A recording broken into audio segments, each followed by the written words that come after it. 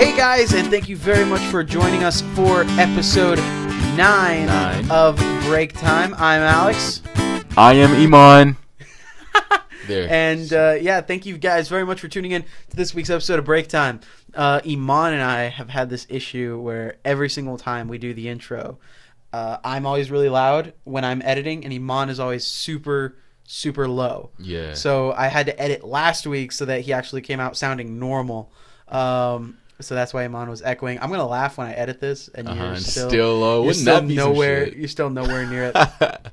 So low and masculine. So this is episode 9 of Break Time. We're kind of changing things up a little bit, but we'll get to that in a little bit. Kind of just giving the show not necessarily more structure, but just kind of giving it some consistency with kind of what we want to do going forward. Before we get to all of that nice stuff, Eman, like I ask you every week, how was your weekend? How was your day? How was your weekend? How was your week so far? Actually, we just came into this pretty fresh. Like, I did not talk to you too much before we started recording. Yeah. So that's it was good. I had a job interview or job orientation for BJ's. It was interesting, man. It was interesting. When do you start? I don't know. Did you get paid orientation? Yeah, I did. Oh, awesome. And what's your rate again? I don't want to talk about it. They told me not to talk about it, so I don't want to talk about it. Oh, really? Yeah, okay. It's really good, though. Yeah. Oh, okay, gotcha. Yeah, just giving you hand signals, just trying to get an idea. Okay. But that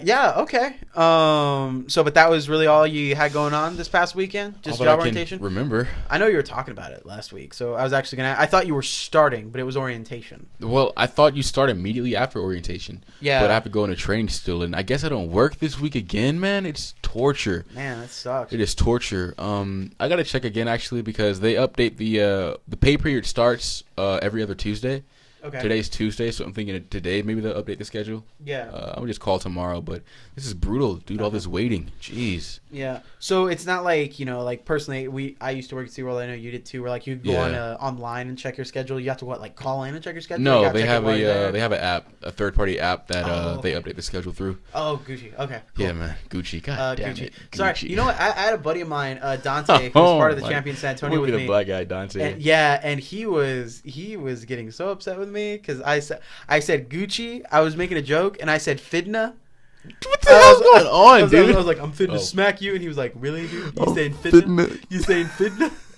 When you start saying some more something, I'm gonna lose it. Some more something? I'm gonna use it in a sentence. I've never even heard that. Hey, I'm kind of hungry, man. I'm gonna go get some more something to drink. Is that a thing? It's People a thing, say dude. That? Oh, that's some more disgusting. something. I think it's unintentional slang. That's disgusting. While I remember it, I'm gonna put this here just so I can keep checking on it. If you do hear me sniffling or you hear me blowing my nose or anything, I apologize. Again, like every other damn week. Well, last week I was sick. We're actually supposed to record yesterday, and I was just sick. You came out of it, man. You came out of it. Just dying. I guess. I still dropping around here, man. Monday, me and Serena worked out again. How's that going? It's going great. It's really good. I'm noticing I'm going to now that we're doing it more avidly. I am sore, but I'm not nearly as sore as the first time. Right. The first time I was sore and I was dying, dude. Go ahead. I'd be like, hi, can't even move my arm. No, I've been there plenty of times. Yeah, no, but it's good. Like now it's sore, but it's not like I can't do anything sore. Yeah. Speaking of soreness. My boy Johan, he listened to the podcast, and the day after he texted me, he was like, I have a story that tops Alex's story. Which story? The redneck story? No, the soreness story. The soreness how you couldn't sleep and how your dog was harassing you or something. Oh, yeah. Yes. I talked about that on the podcast? You did. I don't even remember. Okay, go ahead. Neither do I. It's just all blends now, right? Yeah, it's just regular conversation, a podcast conversation. Yeah. No, but no, he was saying that he was so sore. He was doing bicep curls or something the day before, and he was so sore he couldn't straighten his arm out. He couldn't lock his elbow out. Oh god! Even when it was totally relaxed, he was going to bed and he had to sleep, and his hands were up pointed towards the ceiling. Yeah, they were so stiff. So he's going to sleep like he's Jesus all the time. That's what he did. Hello, my he children. had to take dumbbells. He took 2 dumbbells and crucified himself to the bed. He fell asleep holding dumbbells so his hands would stay down to the bed. I would have just laid on my stomach, been like this. Exactly. Laying on it. Oh gosh. I just got the visuals, man. That's hilarious. He crucified himself, dude. That I don't know. Is that necessarily? Well, is that because you're talking about the story I told? I'm pretty sure if I would have told the story about the soreness, it was the one about you making me sore. That sounded really weird. The one about after we worked out and I was sore because you have an insane workout. And you were stuck to the toilet? Yeah, for like an hour. Oh. Like, man, I don't know. Is it worse to like... I think the visual, because I think plenty of people have been there where they can't move. Yeah. I think it's just comedic because there's a toilet. But for this guy, he literally slept with dumbbells in his hand. He had to change his lifestyle to be able to keep going. Speaking of... Just him right here. That's Johan. He's texting you. What'd he say? Yo, he always does that. Yo. Be like, yo, just talking about you. For a second, I was like, is he listening? Then I remembered. I'm like, our podcasts aren't live yet. We actually can. Strong yet. Eventually, we can start doing that to YouTube. Really?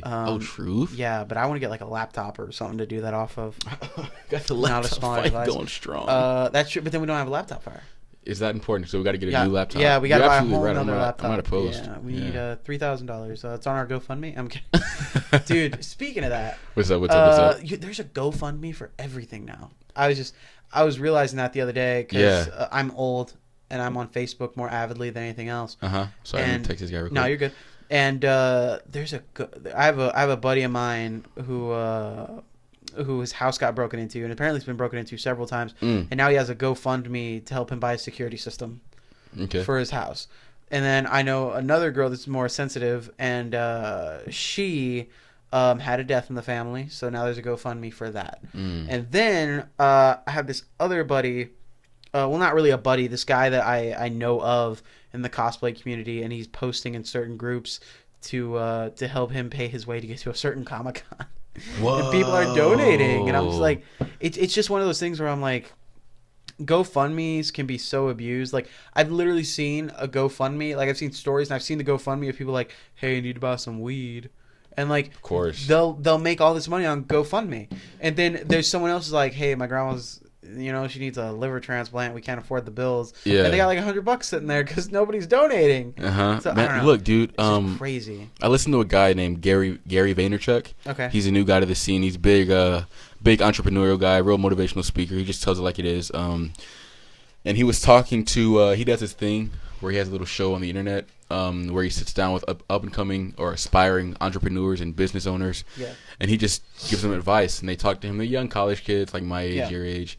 And one of the kids was saying how it was tough for him to, get started with the project because there's no financial backing. Yeah. And Gary was saying how, you're kind of desensitized to it because it's the age you live in, but this age, 10 times more than any other age, is an age where they're just throwing money at you. He was saying how if you lived in the 70s right now, your 1970s version of yourself would come through a time travel right now, through a time portal right now, and smack you in the face because it's literally so easy to get money. And I thought about it for a long time. It really is, dude. There's literally things, especially just with things like the government, that you can take advantage of. Like, I was talking to a gentleman who walked into my parents' office the other day, and he was talking about how he's like, did you know that like three guys, they can all go get a job at McDonald's. Yeah. The next day, quit, not get fired, but quit, and then apply to be subsidized by the government. And then with their combined incomes, they could go get a house somewhere and just be beach bums all day. Like, Jesus. And that's something people actually apparently do. I was looking into it, and that's like a legit thing. Why have we not done that? Because I don't know. I have some shred of self-respect. Bull crap. Eman's like, I'm quitting tomorrow. From Right. But nah, dude. Like I'm saying, it's insane because like some GoFundMe things are understandable. Big time. Like, oh, my dad needs a transplant. Oh, I had a death in the family and I can't afford funeral costs. But like, oh, hey, my house got broken into. Now I need you to buy me a security system. It's just kind of crazy. I need you to buy me a security system. That's hilarious. I get that, like, there is a need for it. Right, I get that maybe you want your friends to help you out, but that just seems like I don't know. That seems like something that's just come out of your pocket. Like, it's like you should do. Go work harder. Exactly right. That's my way of thinking. I mean, if it's a necessity in your life, you should, I don't know, work for the necessity you need. Yeah. You know what I mean? Yeah, no, definitely. With the exception of, like, your friend's situation where there's a death in the family and, you know what I mean? Unless it's a big shock to the family where, finance is not as stable and it's urgent like that. But as far as, like, a security system, big dog, get a fucking security system. Yeah, or buy a damn dog. Exactly, right? Like, face your situation yourself. Yeah. You know what I mean? Yeah. But speaking of security systems, I actually saw this video on Facebook the other day, and it was like a compilation of like those new like doorbells that like you can talk. I got a story about those. Go ahead. Okay, well, actually, I was gonna ask you because you had what's your so anyway for any of you who don't know, there are these doorbells. If you haven't seen them, they're like electronic doorbells where you ring them, and it sends a signal to someone's phone, and through an app, it'll let them look at who's standing at their door. You have the full visual of it. You can take a picture of it. Then there's some that like as soon as you walk up to the door, the motion sensor kicks on and it automatically starts recording. In case someone steals something or this or that, Yeah. But they're very convenient. Also, someone like me who's in sales absolutely hates them because then people don't have to come to the door and they can go, oh, leave it by the door. It'd we're be so good. weird. You knock on the door, you stand back. Hello, you're looking around. Yeah. Who said that? That's down here, sir. And then you have to talk to a doorbell. I've done. You're giving your sales bill to a doorbell. I've done that several times. Yeah, I can recall doing that. Really annoying. Yeah. Anyway, but what were you gonna say? Your story about the thing?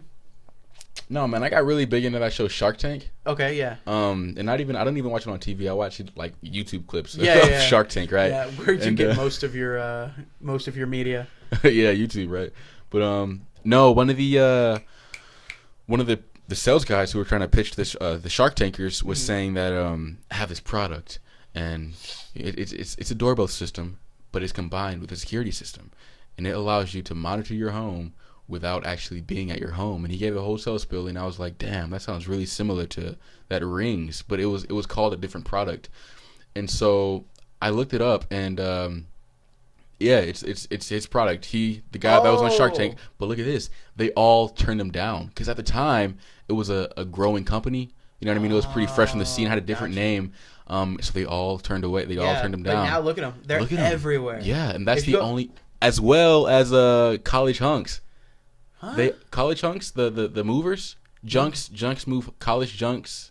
College hunks? No, college hunks. Oh yeah, I like that one. College hunks moving junk. I don't know. Okay. That's what's that one? They're a big moving company, and I would see the trucks around a lot. Oh, okay. You probably see them now that I say it, but also turned down because they were a small growing company. But yeah, man, it's wild. But I guess that's the name of the game. That's part of the show. Like, it really is, yeah. Like especially like most of the shows are filmed like months in advance. Mm-hmm.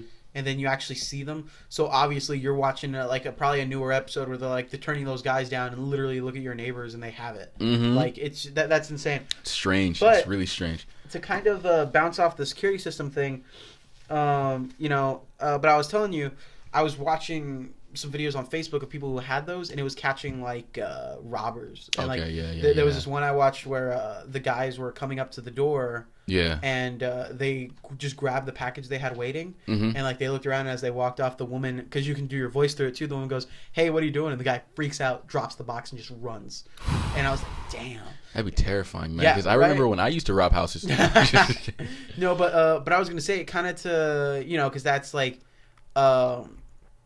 the security system thing, protecting your home, being at home. Have you personally ever had any experiences where sorry, I just made a joke to Eman. Have you ever had any experiences where you personally have ever been in a situation where your home is just because I was thinking about it, because I don't think personally I've ever had an experience where anyone's tried to steal from inside of the home or been inside the home. Yeah. I've had experiences where they've stolen things out of my dad's truck because it's a work truck and they've stolen tools. Yeah. Have you personally ever had anything that's stole out of my home, almost like a home invasion type of thing? Okay, actually, yeah, I have. Cut it out. Oh, my sister. Sorry. Me and Eman making an inside joke, but go ahead. No, but actually, 7th grade, man. Mm-hmm. So me in particular. Coming up, I didn't have really a huge fear of a ghost or Chucky or little horror movie characters that you would see in the movies. That didn't scare me. What scared me was the idea of being kidnapped or being home alone during a home invasion. Yeah. Those were my biggest fears coming up. And I can recall in the 7th grade, this was the peak of the fear. It was so bad that I was afraid to walk to school. I had a serious phobia about it. Yeah. I used to carry a pocket knife to school. You remember those days? I remember that. Yeah, man. I was just paranoid. No, but So I was thinking about you openly admitting, yeah, I used to take a pocket knife to school. Right, they're gonna come. Those hey, bullies lucky they never messed with me. Hey, what are those helicopters outside? Somebody circling my house. I know, right? Mr. Horton, what are you doing here? No, but damn. So the 7th grade was like the height of that fear, right? And so for some reason, man, I just chose to not like prior years and years after that year, 7th grade year. I've always played hooky from school at least, twice a year. You know what I mean? I remember. At bare minimum. I used to think like, dude, you're such a badass. You're a god among gods. I would just not skip. I would just like play hooky. You know what I mean? Yeah, like go hide in the bathroom. No, like stay home. Oh, like yeah, like I don't know, but for some reason 7th grade year I didn't do that. I literally did not miss one day of school 7th grade year, and that's so out of character for me. Yeah, I was a weird guy 7th grade. And so I can recall one morning, I called my mom and I'm asking her if I could stay home, because I had like a stomach ache and I was playing it up like I was sick, and I was like, can I stay home, please? And for some reason I think she said yes, right? I could stay home. But I just got the urge to go to school. I don't know why. I just said, fuck it, I'm going to go to school. Yeah. And so I get up, I catch the bus, I go to school. And then at the end of the school day, I come home. And, I'm home alone when I first get there. And so I wait about an hour or so, 45 minutes for my sister to come home. And then the rest of the family starts filing in after that. And so my sister comes home and everybody else comes home. And I'm sorry, we come home at night, actually. We all come home as a family that night. And we get inside, I'm sitting on the couch, right? And my sister goes like, where the hell is my laptop? She can't find her laptop anywhere. And she's like scavenging the house looking for her laptop. My dad's looking for the laptop. And then I look at my dad and like, it's like he has an epiphany or something. Yeah. Like he knew where it was almost. Yeah. Like a light bulb went off. And I'm thinking, okay, he knows where it is. But no, he just walks to the alarm system and he checks the alarm system. And he's like, fuck, the alarm's been going off all day. And it just shut itself off. Yeah. I don't know how he was able to tell that, but I guess he read something on there that told him that. And like, fuck, like somebody came in and stole her laptop. Yeah. And I think about it, and I hate to like bring it to myself, but that's the only day of the year that I really wanted to stay home. Yeah. But something just compelled me to just get up and go to school, which was completely out of character. I always stayed home from school, but something that day just told me, just take your ass to school. That's insane, man. Yeah, I would have been home when somebody came in the fucking house. So that would have been freaking. I don't know. At that age, what do you think you would have done? At that, dude. Look, I'm gonna tell you my level of paranoia, like staying home alone or being by myself in public or anywhere. My parents, when I was coming up, instilled the fear of God in me when it came to like pedophiles, not talking to strangers, right? And so I was just terrified. And so when I would stay home alone, I would have a big a steak knife with me at all times. God. I was I think about it now, and it was really unhealthy. It was really unhealthy. It was like I was working on my Michael Myers cosplay 24/7. Right? I would like barricade the door and shit. I would like barricade myself inside of the house. I was really paranoid. And so to think about like what would have happened if somebody came inside the house when I was home alone with that level of paranoia and complete safety, right? To be actually be in danger. God. Dude, I don't know what I would have done. I think I would have been, like, as that robber, I would have been freaked out as shit. I would have walked in. Right? Like, you walked into like a fucking bear trap. Like, walk in, having to kick a bunch of boxes away from the door. See a little black kid standing there wrapped up in a blanket with a steak knife. I'd be like, oh, man, next house. I'd be like, bye. Definitely, dude. Get my laptop somewhere else. Netflix ain't that important. Right? But, yeah, man, I don't know. I mean, because at that age, you're completely vulnerable. Yeah. Completely vulnerable. I couldn't fight. I didn't even hit puberty yet. I was, if somebody were to come in, they could do whatever the hell. Right? I'll take you now. Come on, try me, bitch. Like if they wanted to do whatever they could have done whatever they wanted to me at the time. You know what I mean? Insane. That's crazy. I probably would have hid myself in the closet and stop breathing. Yeah, that's all you can do is hide. It's been just hope for the best. And have you heard those phone calls that the police release of home invasion victims that have called during the home invasion? And they're hiding or what? They're hiding, yeah. Oh, no, I haven't. Oh, my God. The most chilling shit you will ever hear. I'm getting chills right now just talking about it, man. Dang, terrifying. Now I want to check them out. God. You definitely should, dude. That's insane. You'll have my level of paranoia after hearing those, I swear to God. So, that's pretty insane. I don't have any stories like that. One time, someone kept ringing my doorbell, and I panicked. And I went downstairs and I opened it, and they were like, "Do you have a moment to talk about God?" And oh Lord. Yeah, I killed them. And nah, wow, yeah, like you're 10 times more of a man than I am. I'm kidding. I don't know. It's not like you fought the robber or anything. No. But you have a story. Like I don't. Yeah. Don't know that. I don't even think anyone's ever broken into a house I've been in or anything. Yeah. That kind of stuff's crazy, man. Like, it ruins a lot of people's lives. Like, a lot of people after that, they're like, we got to move. I don't feel safe in my own house no more. And it's crazy the fact that you do feel safe in your own house in the first place, man. It's, like, almost delusional. Because if you think about it, like, what is protecting us from the outside? You know what I mean? Yeah. That piece of glass we call a window. Yeah. That's just glass. I can stick exactly. Yeah. I can stick my leg through it right now if I wanted to. Yeah. Someone hits really your door hard enough, it just flies open. Exactly. There's really, like... I think it's like more of a societal barrier. Yeah, that we've really created ourselves. Yeah. God, great. Now I'm not gonna be able to sleep tonight. Like, anyone can just pop in my house and murder me at any time. They can molest me all they want. Technically, we're outside right now, man. We are outside right now. I mean, if that piece of glass is what's keeping us from being outside, motherfucker, we're outside right now, dude. Shit. I don't like you no more. Hey, man. So. Go ahead. Well, I was gonna move on.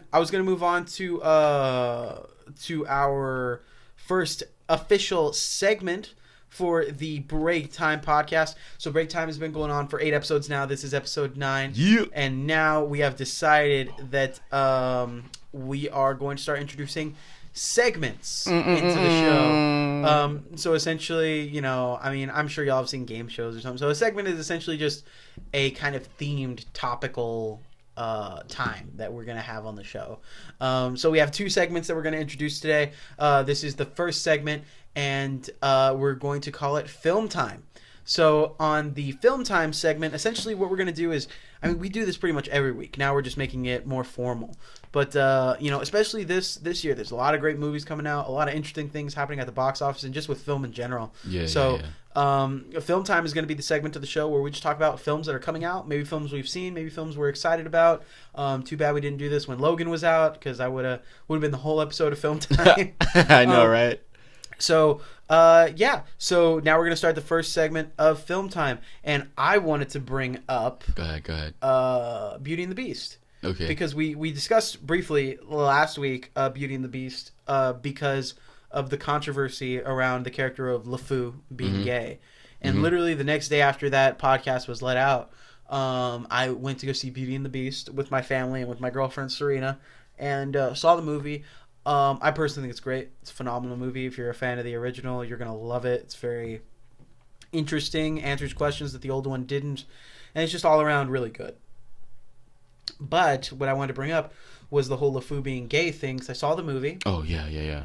And, you know, I was very much looking for, like, okay, so here's really what's going to make me decide, like, is this okay? Is it not okay? Is it too much?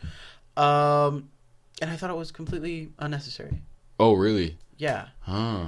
Like, why would it be necessary to include a gay character? No. Not unnecessary because he's gay. Outrage. The outrage. Okay. Yeah, because... I just dug myself into a hole. Yeah, I know. Eman, a homophobe. Philip DeFranco. Hello, you beautiful bitches. And this week, Eman Augustus is a homophobe all of a sudden? This has come reporting in after PewDiePie made his reaction video of the event.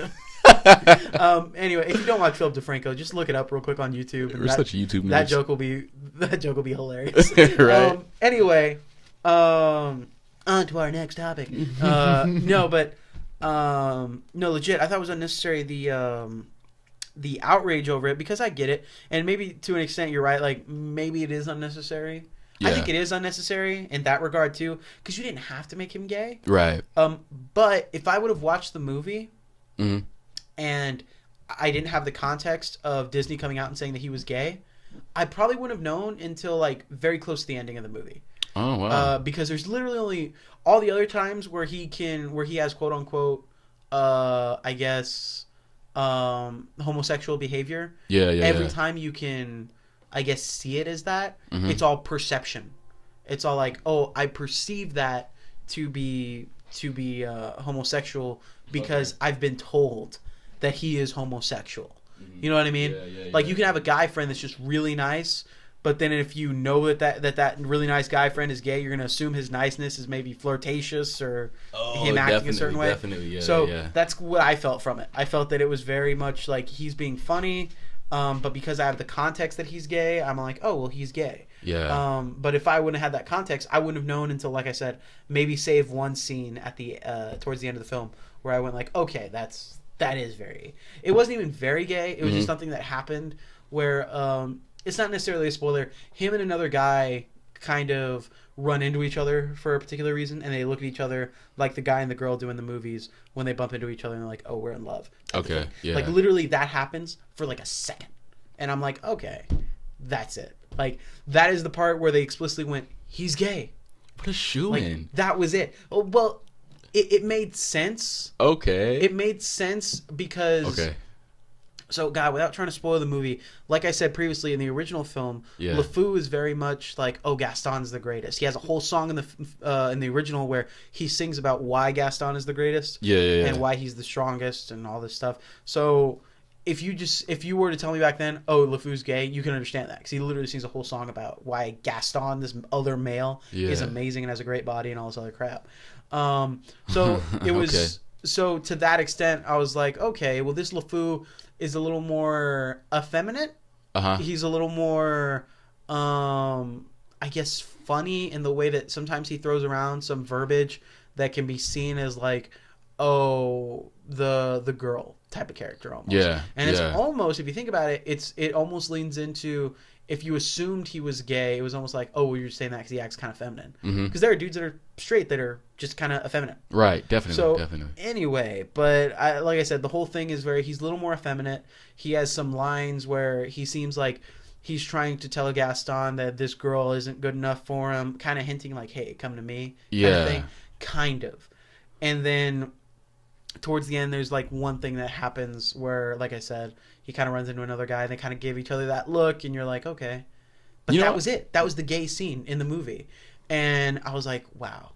Like, I was really annoyed by it. I was like, okay. Well, because like I was you honestly, wanted to play it up more with how much it was with all these Christian groups wanting to ban the movie. No, I can with all these theaters. Completely understand. I was waiting for him to like start blowing a dude or something. Right. Yeah. Because that's how they made it. I was hoping for that. I didn't even know it was gay. I'm just kidding.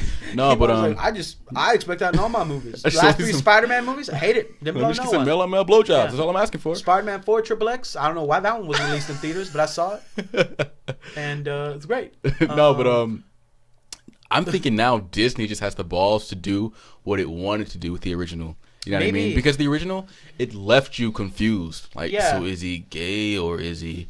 And I feel like it's just harder to infatuation with Gaston. Exactly, right? Yeah. So it's like they want him to be gay, but at the time it just wasn't accepted like it is now. So it's like, why are we going to confuse our audience and not just openly say he's gay and have to work around sort of like... Mark my words, when they make the Snow White live-action film, one of the 7 dwarfs has to be gay. He's living with only dudes. Yep. One of them has to be gay. Yeah. Like, that's just how it could be Happy. Ooh. The happy dwarf. That's why he's happy. That's why he's happy he's gay. He gets to sleep with all these men every night. But yeah, but Beauty and the Beast was a great film to kind of wrap it around. It was really, really good. That's good, dude. I forgot how much money it made. It made a ridiculous amount of money. Actually, let me look it up real quick. Eman, there are a bunch of movies that are going to be coming out pretty soon. Were there any that you were kind of looking forward to or anything? Man. Or any that have already came out that you were like... Yeah. One just came out pretty recently that I saw actually yesterday, I believe, or 2 days ago. I'm sorry, Saturday I saw it. I don't know if you heard of it. It just came out pretty recently. Pulp Fiction. Oh, shut up. I just watched it on Netflix the other day, bro. Is that seriously the first time you've ever watched Pulp Fiction? Okay, so I sat down my sophomore year in high school, and I watched it, but it was late, so I fell asleep, and I never got back to it. So fast forward 2 years later, and I finished it. But I just rewatched it in its entirety. Yeah. Jesus Christ. It's a great film. That's an icon right there. Oh, man. Yeah. That's why, there's this problem that some people run into where, like Pulp Fiction is one of those movies that a lot of movies are kind of based on now. Exactly. I can see that now. So some people run into the issue of, I'm going to watch Pulp Fiction, but I can't because I feel like I'm just watching... I've seen all this stuff before because other movies try to copy it so much. Yeah. But I'm glad that you had you really enjoyed it. Yeah, obviously. Man. And I saw another one. Twitter's going pretty crazy about this one. Burning Sands. I'm not sure if you heard of it. Mm-mm. Burning Sands. It's about a young kid, college student, right? Mm-hmm. Who's he wants to really badly, more than anything else, become a part of a black fraternity group. Oh wow! And as you know, with any fraternity group or sorority group, you go through hazing. Mm-hmm. And hazing is now underground because it was outlawed because people were people dying. Were dying and stuff. Exactly. So what was the hazing incident where like wasn't it like they were beating up a football player or something and he died or something like that? I would say, I mean, can't remember. I'm sure that's there are happened, multiple stories right? like that. Yeah, I can't even say no. Go ahead. And that's just pretty much, it's like showing you the hazing experience from his perspective. Yeah. Oh my God. That movie was so fucking good, dude. It was so good. Really? Yes, man. And is this an older movie or a newer movie? I can't tell you if it's older or not. But it's on Netflix? It's on Netflix. What's it called definitely again? came out like within the past 2 years. It's recent, but yeah. What was it called again? Burning Sands. You should look it up. Sands. Yeah, you should look it up. Sands. I actually do want to check that out because that's really interesting. That's actually a topic that you can dive super into because the amount of, first off, hazing in general is just like an insane concept. Yeah. And then when you look into it and see actually how many people have died, how many people have been physically handicapped because of it, how many people have like mental breakdowns because of that crap. Yeah, I can see that now. It breaks you. It fucking breaks you. But he was saying it at one part. He was talking to spoiler alert, maybe he was talking to a dean, right? The dean of the school, and the dean of the school was a part of the fraternity. And pretty much they have a rule within the fraternity. If you're in the hazing process, you can't speak to the dean. You can only speak to your big brother, which is somebody who's mentoring you. Yeah. That's already made it through. So this guy, he goes out of his way and he speaks to the dean, right? And he's talking to the guy, and the dean is pretty much, he's opening up to the dean and he's explaining the process of what it's like and how they're treating him. And the dean is saying, I went through it. Your big brothers went through it. It's your turn to go through it. This is what men who want to be a part of this group, this elite group, have to go through. So even the dean was like, But the kid is saying, like, when you went through it, the dean's a middle-aged man, 40, 50 at least, that he was saying that when you went through it, it was different because it wasn't this underground thing, you know what I mean? But now, since it's outlawed, they have to go underground. Yeah. So no one sees what they're doing to us. So the shit that they're doing is heinous, and no one can stop it. Yeah. You know what I mean? We're just left to suffer, and That's you guys insane. think that I'm being a pansy by opening up, but it's completely different from what you went through. That kind of goes into our other segment that I'm going to bring up in a little bit. What's up? But I'll it goes into the next segment, but I'll bring it up in a bit. Yeah. But kind of back to the Beauty and the Beast thing. I was looking it up while we were talking. Hold up. I just had it. Beauty and the Beast. 170 million in ticket sales North American theaters over its opening weekend. 170 million. And then where's the other number? Collected an additional 180 million overseas. The movie estimated cost is 300 million. So they've already made their money back. Damn. Normally that's something that doesn't happen until like the second or third week. Yeah. If the movie's really, really good. And then, according to this, it's saying that analysts are tracking the movie, that if it keeps going on this path with the slight percentages going down throughout the weeks, it's on the way to making $1 billion in worldwide ticket sales. Oh, my God. I wouldn't doubt it. It's a great film. I really loved it. It's just like Get Out, man. Yeah. Like $4 million a film. It's already at pushing like 200 million or 100. Dude, that movie. You saw it? No, I haven't seen it. No, I want to see it. I want to see it so bad. I just haven't been able to get back to the movies. But Get Out.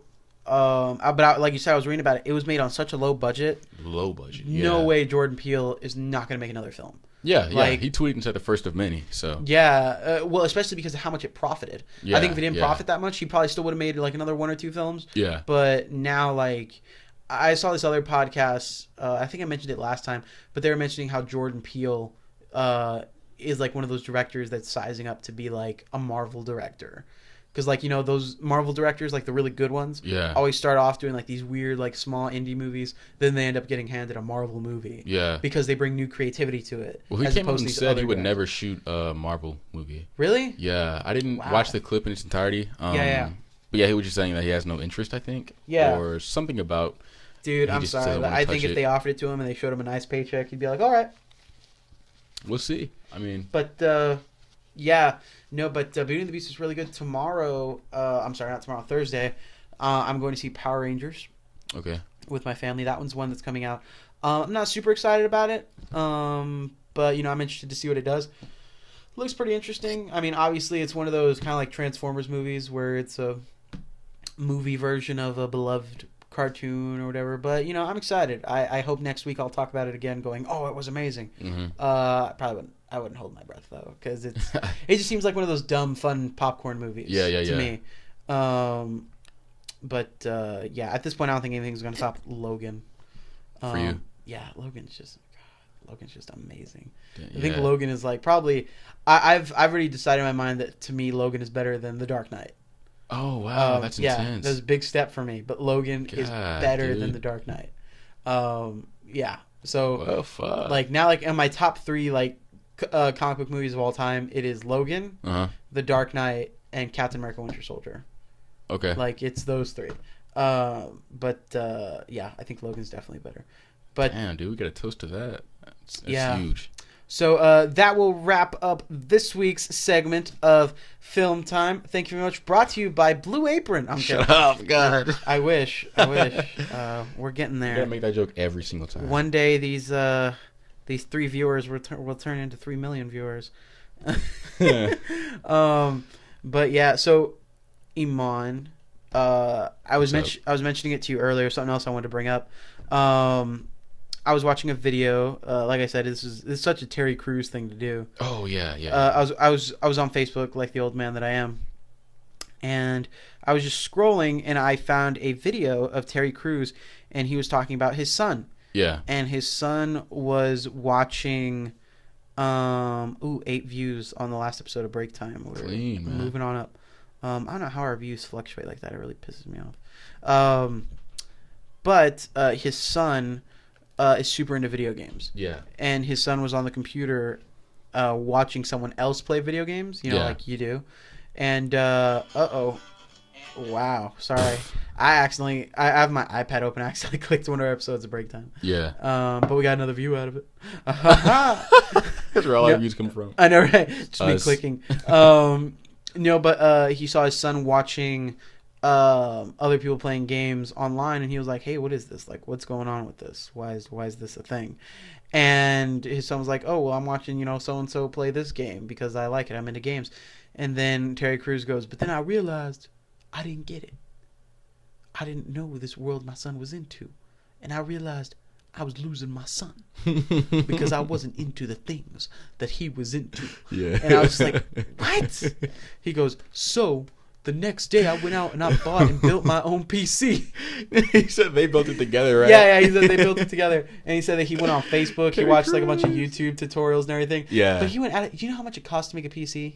No, I don't. I imagine it's not cheap. No. It's like you can probably buy like 3-4 Xboxes. But he's fucking Terry Crews. I guess, but still, like for your average Joe, you can buy 3 or 4 Xboxes with the money it takes to buy make a good PC. Wow. Like it's insane. So, he said he did all that with his son, and he built it. And now they have it, and they were playing games on it and everything. And he was like, "But now, I'm into what my son's into. I know his hobbies. I'm now in that world with him, alongside him. And now I haven't lost my son. And now we're stronger for it." And he goes, "Parents, take time to learn what your kids are into. Don't alienate them because you don't get it. Maybe it's you that's alienated because you need to understand." And then I was just like, what? Damn, I was like, that's intense. That's some Terry Crews shit. Exactly. I was like, that's such a Terry Crews thing to do. We're going to see him in 15 years. Parents, my kid just lost his virginity. And I knew once he got some of that punani, I was going to lose him forever. So I had to get some punani from the same girl. I couldn't lose my son to the punani. Like, so my son got married. And you know what happens on the wedding night? And then I realized I wasn't there with him. And I was going to lose my son. So then I went and I fucked that boy's wife. Sound like something The Rock would do too. Like just... Then it gets really depressing. My son just died in a car crash. I lost my son. Yeah, then I realized this time I actually lost my son. But I said, wait, not for long. He just pulls a gun out and shoots himself. And then I died. It's so deep. So dark. Anyway, but we're so damn loud. I'm sorry, Ebony.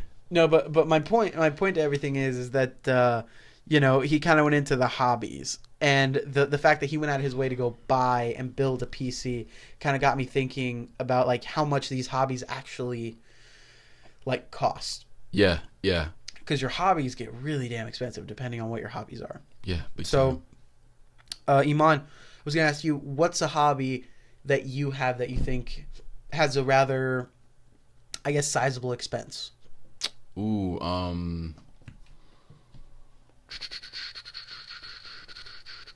I would say either going to the gym or just trading stocks. Yeah. Because the sizable expense obviously for stocks is what you're going to lose. But yeah, I bought a laptop because of trading stocks, so I had to buy a laptop. But going to the gym is like $30 a month. So over time. Yeah, but it's a sizable expense. Yeah. Yeah. So, well then, like how much, like that computer ballpark, or like what does it run you? Like a couple $100? Yeah, almost $1,000. Yeah, almost $1,000, and I know you're on a payment plan for that one, right? Yeah. Yeah. So, but like that's my point. Like your hobby has made you purchase things you probably wouldn't have purchased in the past if you didn't have that hobby. Yeah, exactly. So you have that expense, and then also with stocks, you have an even further expense because you're literally feeding money into it that you might lose. Right. Yeah. High chance of you losing it. Yeah. For me, it's a little easier.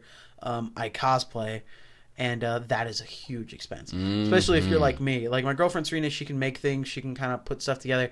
I'm in the vein that I would rather spend money and my stuff look really good. I'm not entering costume contests. I just want to look good. You know what I mean? People who make their stuff, kudos to them. Join all the costume contests you want, win everything. That's not me.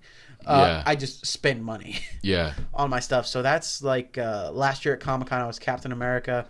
And this girl came up to us because she was doing a project for her English class, and she was doing it on what people spend on making their costumes or how much they spend on their costumes for Comic-Con. And she goes up to me, or she goes up to a buddy of mine, and he goes like, "Oh, I spent like $300 on this." God. And I was like, "Man, okay." She comes up to me and she goes, "So, your costume, what did you spend on it?" And I was thinking, I was like, well, Dante just said he spent like $300 on his costume. And I was like, what did I spend on mine?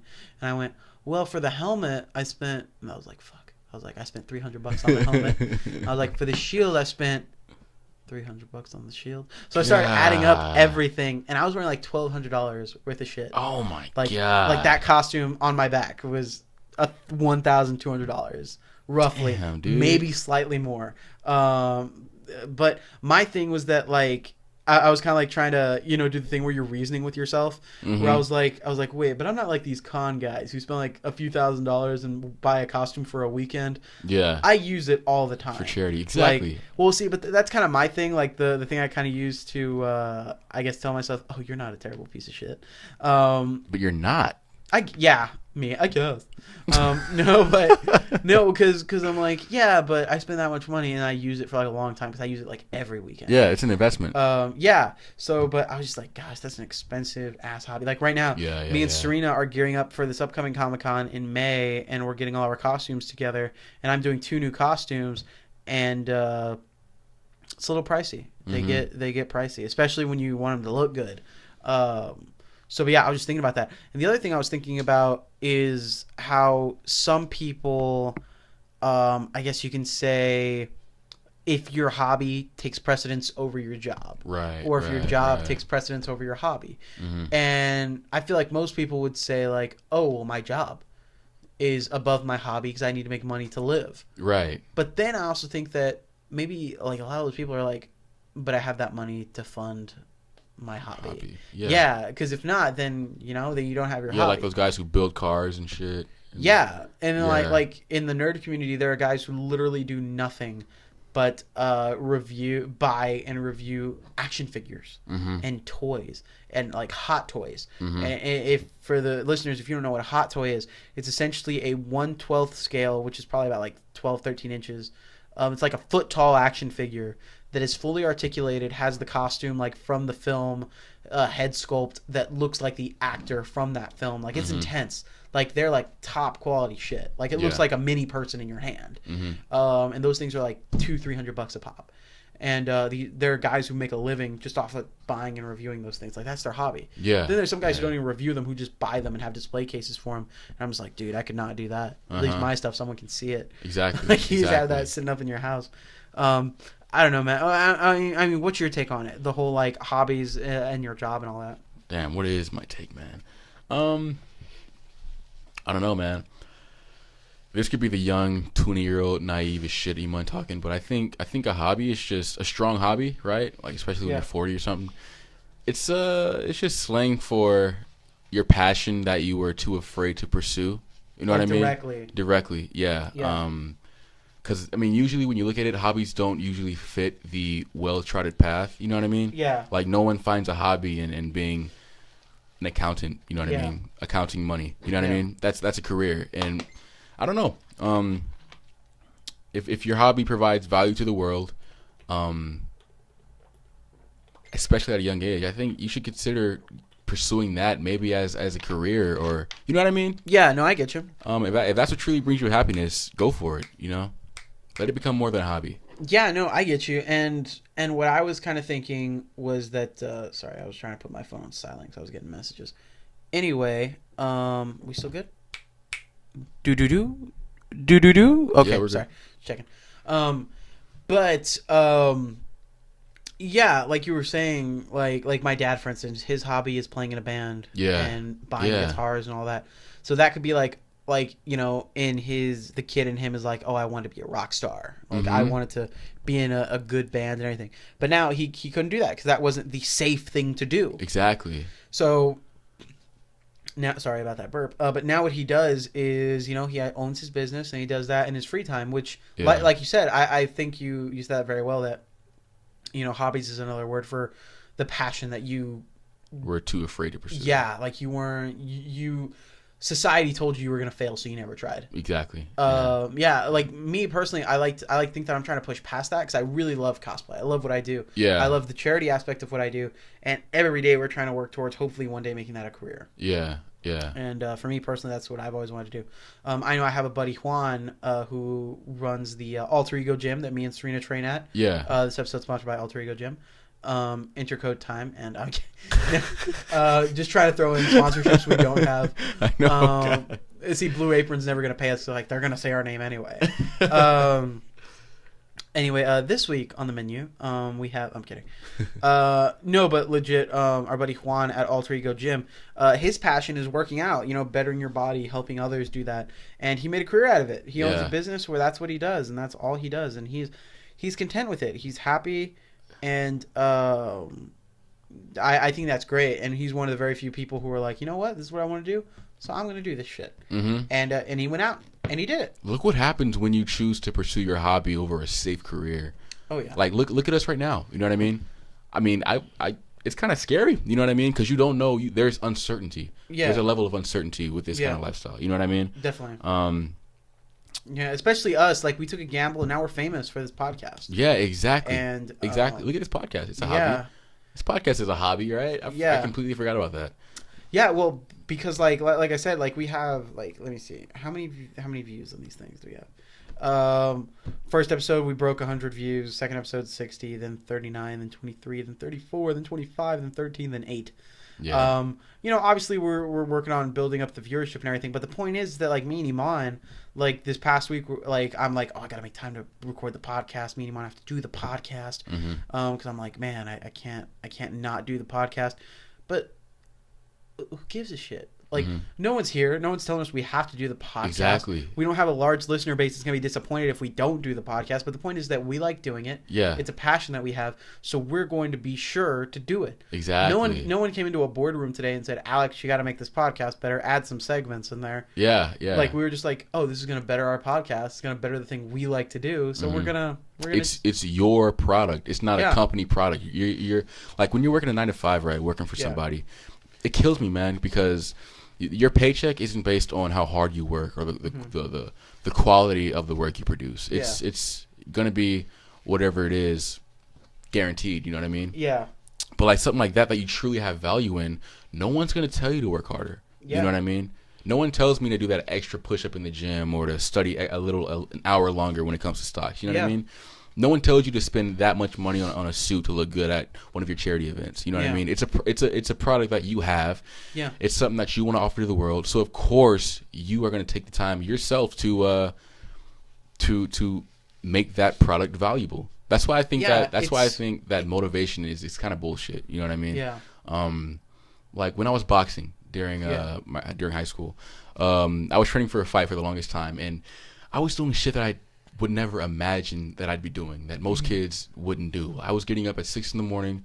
Before school, Monday through Friday, every day, doing 4-mile jogs, then coming home, then getting on the bus, going to school, at school, staying after to work out at PE, to do weight training. Then after that, going to the boxing gym from 4 o'clock to 8 o'clock at night, training Monday through Friday. You know what I mean? And there was nobody at one single point telling me to wake up and go for that jog. Did it 'cause you wanted to.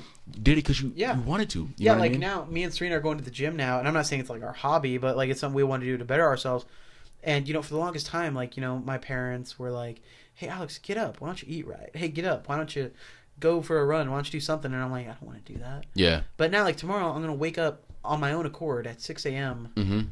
To go to the gym. Exactly. And I'm just like, it sucks. No, I'm kidding. I hate it. I'm like, no, that's great. But it's just like, man, I wouldn't be doing this, but I'm motivated to do it myself. Yeah. Like when we have charity events, there are times when I've woken up and it's like 7 a.m. I went to bed the night before at like 3 a.m. because I had to get shit done. And then I'm just like, I don't have to get up. I don't have to go to this. I'm not going to lose any money. I'm not going to get yelled at. No one's going to be mad at me. It's going to have no effect on my life. I just don't have to go. Yeah. But I'm like, but I want to go because I need to go. Exactly. And I push myself to do it because it's my hobby. It's something that I like doing. But like you said, it's not even you can't even call it a hobby. It's your passion. That's your passion. Yeah, exactly. And you're like, oh, well, my passion is not necessarily the motivation. It's just, I'm going to do it because it's my passion. Exactly. It's what I want to do. And then it's especially, dude, there's so much character in not taking the well-charted path. Like, you don't have to, when you wake up to do an event, you don't have to put on a freaking motivational video and splash cold water in your face and do some jumping jacks to get motivated. It's just there because it's not even motivation. The motivation doesn't exist. It's like, if I don't do this, then I'm fucked. You know what I'm saying? Like, my goal in life is to be a day trader. I really want to be a day trader full time. And it's like, I've invested so much into that if this fails, I am fucked. So I have no problem studying 4 or 5 hours a day. You know what I mean? It's life or death for me. Yeah. And for you and for a lot of people who don't choose to go the well-charted path. You know what I mean? And I know we mentioned it, like, I don't know how many podcasts ago, but just we mentioned kind of when we were talking about one of the college things, but you have a passion, just go for it. Like, just do it. Put as much of yourself as you can into your passion so that ultimately you can be the one that decides, this is what I'm going to do, and this is where my life's going to go, and this is how hard I'm going to work at it. Not because the school system told me to, not because my teacher said that I'm going to fail at life if I don't have a degree, not because my parents are like, oh, you're not going to be a doctor, but because you want to do it. Because at the end of the day, if you're not here anymore tomorrow, do you want to kind of leave knowing like, oh, hey, I did everything I could to make this my goal in my life? Or do you want to go, oh, hey, I spent my life trying to do everything that everyone else was doing because I was worried about, I guess, failing to be a part of the system, or worried about not being just like everyone else, Yeah. So, but I mean, another part of that is another hard concept when it comes to that. It's like where the line gets blurred is knowing when to walk away, right? Like knowing that sometimes your hobby it's just not gonna add value to the world. You know what I'm saying? Like those old guys who like to, play golf or fly those expensive ass drones. You know what I'm saying? Gosh, down the road, is that hobby really gonna add any value to your life? That's true. You know there are some that are just like, okay, I get it. Like video games, I think are an amazing hobby. Yeah. It's like reading a book. It's a great getaway. You're living it. You're experiencing it. Everyone has their own interpretation of their experience in a video game. But at a point, if you're like, having your job and you're like, do I pay rent or do I buy the Nintendo Switch? There's an issue. Right. You know what I mean? Like some people get too deep into their hobby when their hobby isn't necessarily going to grow them. Right. You know? Right. But yeah. No, but like I said, essentially just Terry Crews just made us have this big old long insane conversation because he thought he was losing his son and had to build a computer. Yeah. So. How do you feel about that? What? Like the whole losing your son thing.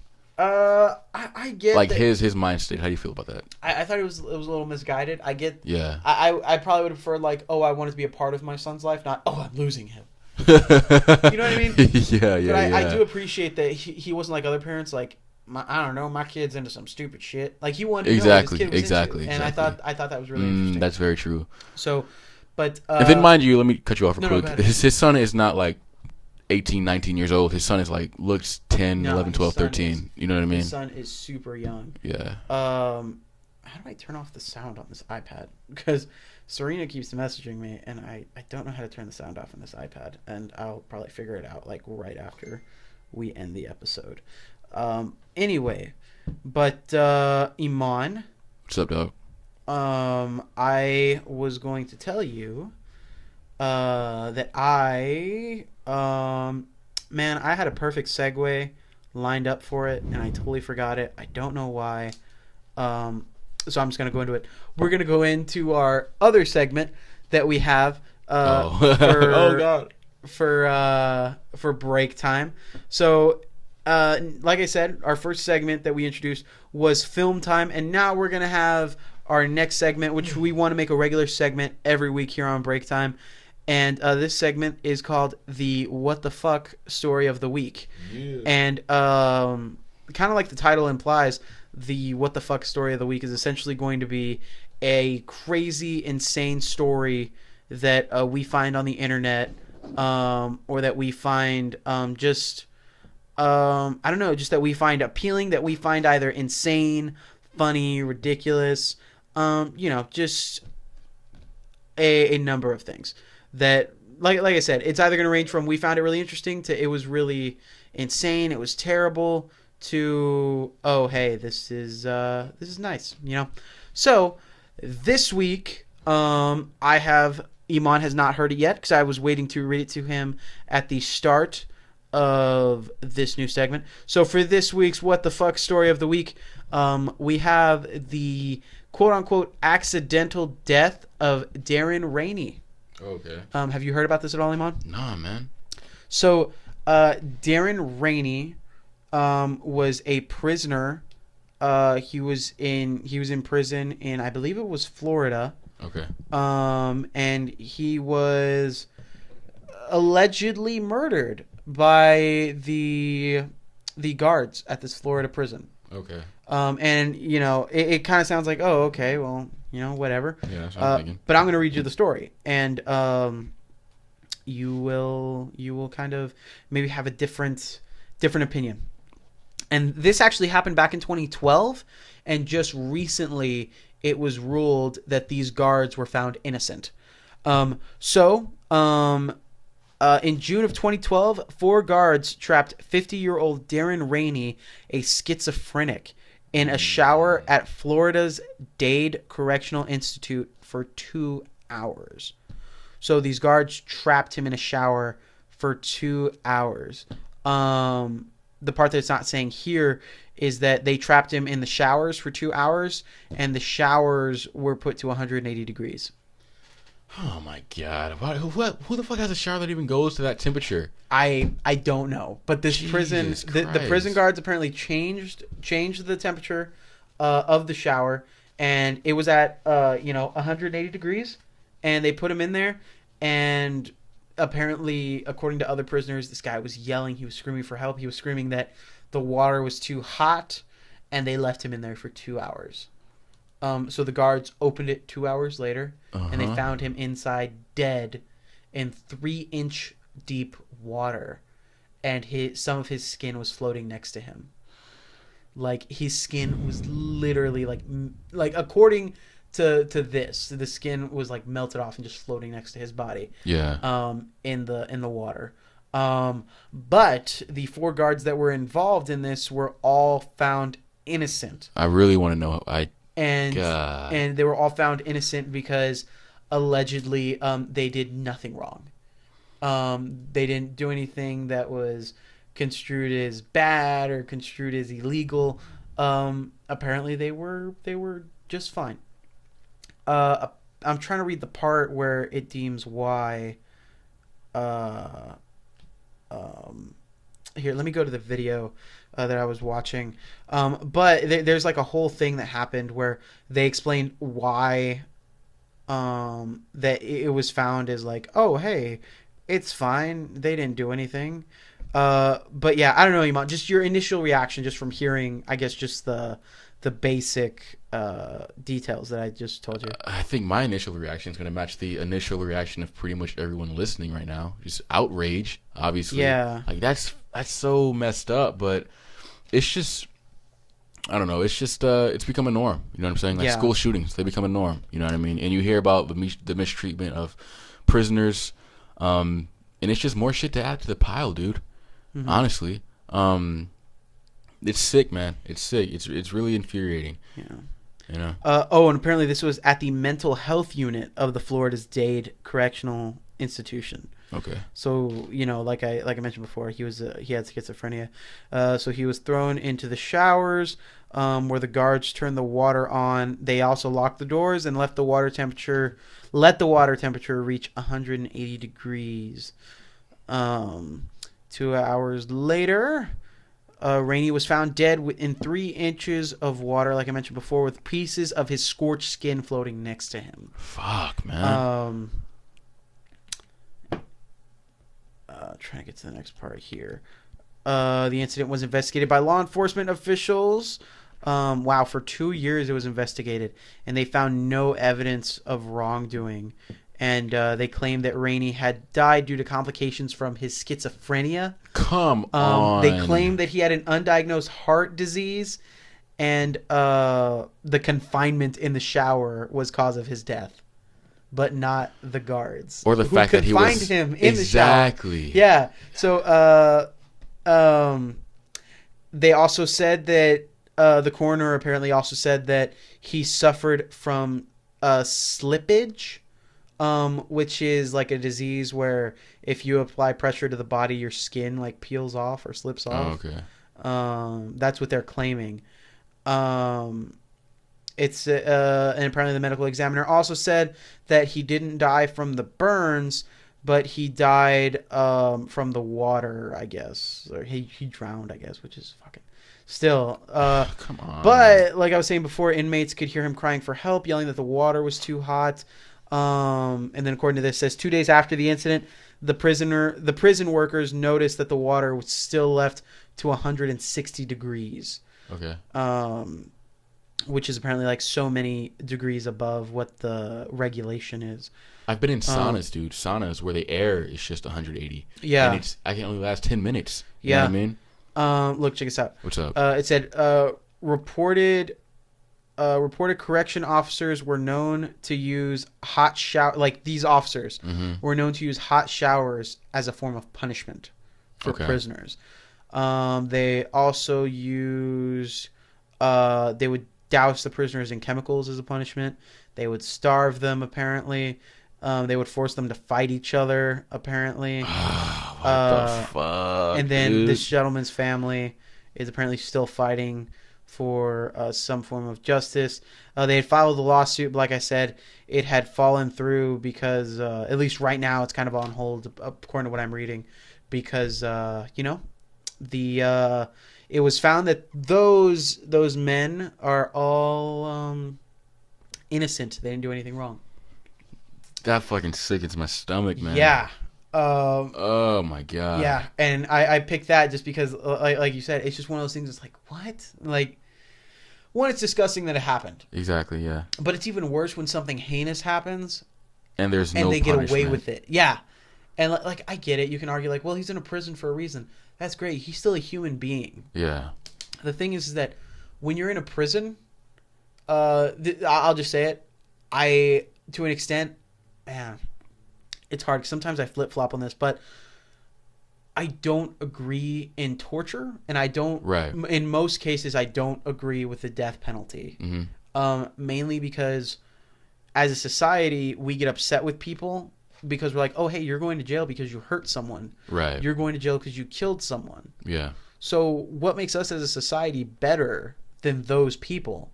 If those people were like, oh, well, now we're going to hurt you. Well, now we're going to kill you. But I get it. Yeah, I get the mentality of an eye for an eye type of thing. Yeah. I get that. But I also don't like that as a society, people are okay with going, oh, well, they did it. We can do it. Now we can be animals because they were like that. You know what I mean? Yeah. I think it just depends on the fact that there's innocence involved. Yeah. Whereas the person who was killed, they did not have that coming. Yeah. You know what I mean? They weren't in the realm of their life being taken by another human being. Whereas the person who did the murdering, they're already aware of what's at stake. You know what I mean? My thing is like, I don't know. It's like if you talk to a lot of the people who are in favor of the death penalty, it's a lot of conservatives. You know what I mean? Yeah. A lot of stronghold conservatives, and they're deeply rooted in religion, right? Yeah.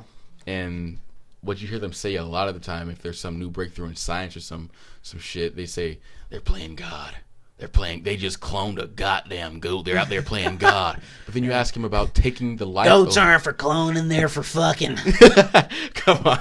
But then you ask them about taking the life away that was created by the God you believe in, and you're completely in favor of it. Right? Yeah, exactly. Like, what?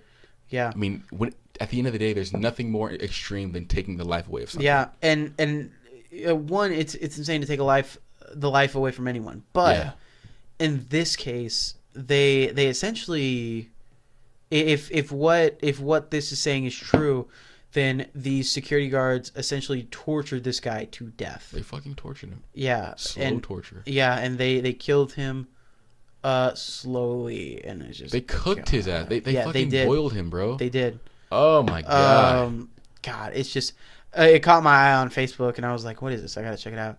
Yeah. No, it's just so disgusting. And if you watch the video, you see the beginning video where they're taking him out of his cell and escorting him to the bathroom, and you see them later carrying him out. Okay, so they're escorting him to the bathroom. It's not like it was like shower time and he was just the last one out and they closed the door or some shit. No, they took him out of his cell. It was premeditated. Yeah, took him to the showers with the intent. Left him in there. What the fuck? Yeah, dude. So it wasn't like you said. It wasn't even like, oh, it was shower time and he died because we accidentally turned the water up. Yeah, it was, oh, he was in his cell. The four of us took him out of his cell where he was supposed to be. Took him to a place where he wasn't supposed to be. Put him in a situation where his skin melted off and he died. Yeah, I mean, I thought that it was shower time, right? Yeah. The rest of the inmates left, and they just purposely left him in there. You know what I'm saying? No. But they fucking walked to his cell with the intent of boiling this dude. That's the picture of them. This is him. Yeah. That's the other guard. They took him out, and they're walking him over to the showers. Like he was minding his own business, doing his own thing. I don't even see any prisoners out in this rec room, so I imagine maybe it's either early morning or middle of the night. It's probably just making noise in his cell or some bullshit. Yeah. It's terrifying, man, because it's disgusting is what it is. It's just insane that, again, like that they're human beings that are doing that, and everyone's like, oh, we're okay with it. It's fine. You know? Yeah. God. And these are the higher-ups. This is the government, right? Yeah, and it's like we're putting these inmates in here because we're better than them. They're breaking our laws. So these men who then in turn break our laws... like housing the people who break our laws, they're gonna get away with it. We're living in a fucking Purge movie. Yeah, this is like a parody of the U.S. government, except it's fucking real. Yeah. Oh my god, man. Yeah, it's just insane, and I'm sorry to bring down the mood a little bit, but like I said, it's the what the fuck story of the week. What the fuck, man? Yeah. No, it was insane. I want to hear the perspective of the judge or the jury who released those guys. Yeah, right. And the location they were pulled from. I want to know what was said in the courtroom. I don't like playing the race card, but I want to see if how many of them were white, based on the town they live in. Yeah, you know what I mean. Yeah. Well, they're in Florida, right? So I'm assuming in Florida, look, it's red. Whatever. Just address it. What happened. No, we got a phone call in the middle of our conversation. So every time I record the podcast off of my iPhone, and we have a mic system that hooks up into the iPhone. And it's actually really relatively simple. Actually, for the 10th episode, spoiler, I did want to have like an episode where we talk about how did you start your own podcast. It's like really cheap. Okay, yeah. Anyway, but yeah, so anyway, because I'm hooked up to the iPhone, I usually tell like my friends and family, don't call me while we're recording, because what happens if you call me, you break the recording up, and then when we try to record after that, it won't connect to the microphone. So right now, we should just be going off of the audio of the phone, which irks me, but it's whatever. So we were going to finish out this. I like how I tried to nonchalantly pretend it didn't happen. You're like, just address it. Just say what happened. It's all right. Anyway, but what we were saying was we were interested in knowing what part of Florida this was, because isn't Florida normally like primarily like old? Yeah, old people. No, Asian. No, but isn't Florida like? I mean, am I being racist? But isn't Florida primarily like African American? I wouldn't say primarily. I don't think any. Sorry. Any state in the U.S. is primarily, but I know we have a large African American population. That's why I'm wondering. Yeah, so I'm wondering what town this is in, and like how many, what's the vanilla to chocolate ratio on this jury.